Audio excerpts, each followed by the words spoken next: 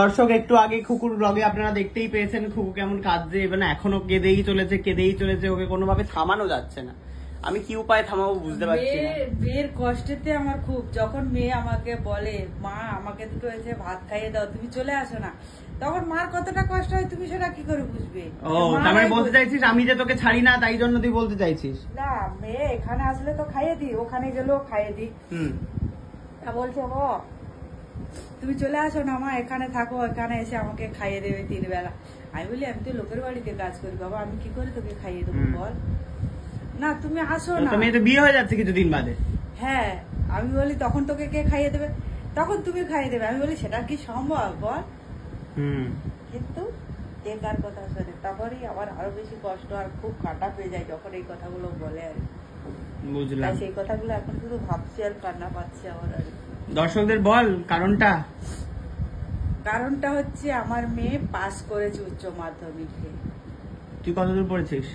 আমি পড়াশোনা করি। কিচ্ছু পড়িসনি? বাহ, এইটা যেটা তুই করেছিস মানে আকাশ ছোঁয়া একটা জিনিস তুই হাসিল করে ফেলেছিস। মানে আমার শ্বশুর বাড়িতে আর কি, ওরা 3 ভাই বোন, আমার শাশুড়িও না শ্বশুরও না, কেউ মাধ্যমিক পাস না, আমার মেয়ে শুধু উচ্চ মাধ্যমিক পাস। ছেলে? ছেলেও না। হ্যাঁ হ্যাঁ, বা এত দারুণ গর্বের বিষয় রে।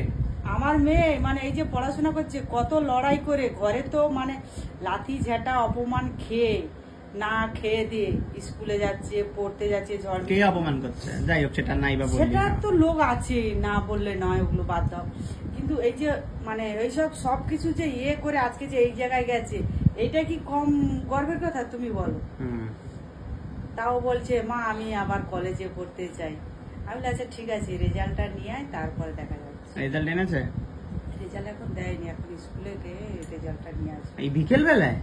আজকে না, রেজাল্ট কবে দেয় স্কুল থেকে? ও আজকে যে লিস্ট বেরিয়েছে। হ্যাঁ, কিন্তু আমাদের সময় যেদিন লিস্ট বেরোতো সেদিনই কিন্তু রেজাল্ট দিয়ে দিত। না না, এখন সব আলাদা। আজকে তো সব অনলাইনে বেরিয়েছে। হ্যাঁ অনলাইনে হতো, আর ওই দিনকে রেজাল্ট দিত আমার সময়।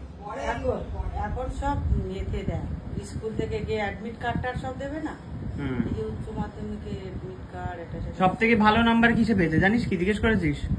ওই যে সব দিয়ে দিয়েছে আমাকে একটা, মানে ওর যে লিস্টটা, সেটা নিয়ে পড়তে বলবি, বুঝলি মেয়েকে? ঠিক আছে, তোমরা পাশে থেকো, আমার মেয়ে যেন আরো। ঠিক আছে, কলেজে ভর্তি করে দেবো আমি। কোন কলেজে ভর্তি হতে চাই বলিস, ভর্তি করে দেবো। ঠিক আছে, আয় তাহলে।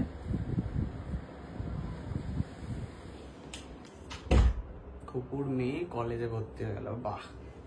আর এর সব থেকে যেটা ভালো জিনিস সেটা হচ্ছে যে নিজে পড়াশোনা করেনি, কিন্তু বুঝতে পেরেছে যে পড়াশোনার ভ্যালুটা কেন দরকার, পড়াশোনাটা পড়তে কেন হবে।